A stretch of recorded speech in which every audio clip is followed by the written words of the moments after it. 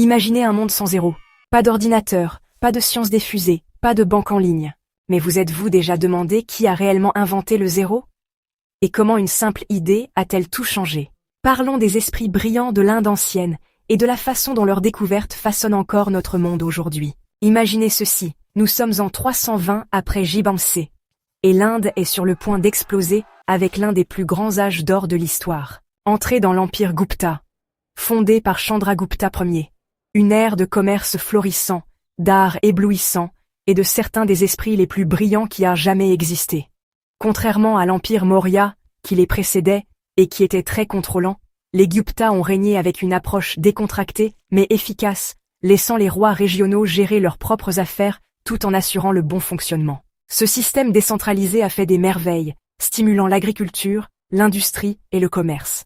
Leur économie était si forte qu'ils ont frappé de superbes pièces d'or, l'équivalent ancien de frimer sur Instagram, en gros.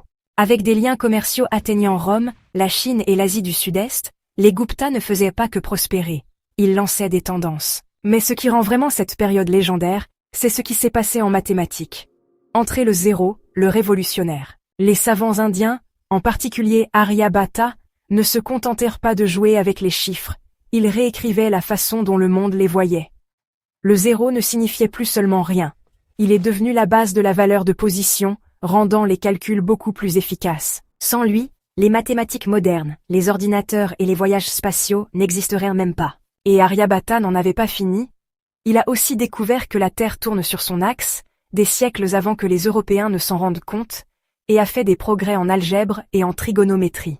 L'astronomie, étroitement liée à ces avancées mathématiques, a vu des savants affiner les calculs de mouvements planétaires et estimer la circonférence de la Terre avec une précision étonnante. Leurs œuvres, comme l'Aryabhatiya, ont plus tard influencé l'astronomie islamique et européenne, façonnant la façon dont l'humanité comprenait le cosmos. Tandis que les maths et l'astronomie montaient en puissance, la littérature et l'art prospéraient aussi. Le sanskrit est devenu la langue des légendes, et des poètes comme Kalidasa écrivirent des épopées qui mêlaient philosophie, romance et nature d'une manière qui résonne encore aujourd'hui. Ces œuvres, notamment Shakuntala et Meghaduta, n'étaient pas seulement du divertissement. Elles ont capturé l'essence de la société Gupta, du devoir et de l'amour à la beauté pure du monde.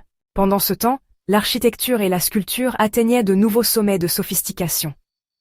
De magnifiques temples ont été construits, ornés de sculptures complexes, et les grottes d'Ajanta, une série de temples rupestres bouddhistes, sont devenus le joyau de l'art Gupta. Ces chefs-d'œuvre ne sont pas restés qu'en Inde.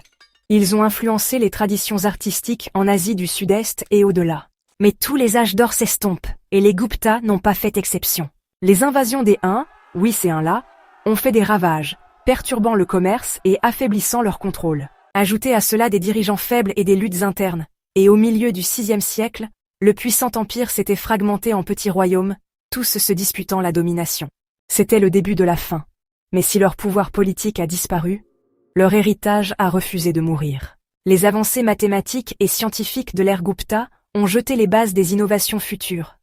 Leur littérature a continué d'inspirer des générations de poètes et de dramaturges, et leurs traditions artistiques ont façonné des cultures bien au-delà de l'Inde. Encore aujourd'hui, les échos de leurs réalisations peuvent être vus dans l'architecture moderne, la pensée académique et bien sûr les mathématiques, parce que sans le zéro, on compterait encore sur nos doigts comme des hommes des cavernes.